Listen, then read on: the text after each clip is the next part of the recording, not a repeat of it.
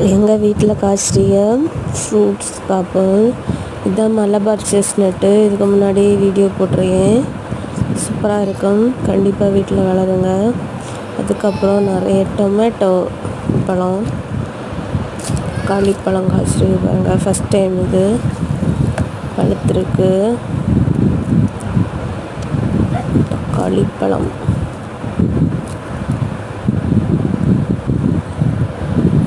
அதுக்கப்புறம் அத்திப்பழம் பழுக்கல்ல. இதுக்கு முன்னாடி இந்த வீடியோ போட்டிருக்கேன். குட்டியான்னு பெருசாயிரு. பழுத்ததுக்கப்புறம் அந்த பழுத்த வீடியோ போடுறேன். இதுக்கப்புறம் இது ஃபேஷன் ஃப்ரூட்டு. இதுக்கு முன்னாடி ஒரு பழம் பறித்து ஜூஸ் போட்ட வீடியோ போட்டேன். இதை இனி அடுத்த ஜூஸ் போடுற பறித்து ஜூஸ் போடுற வீடியோ போடுறேன்.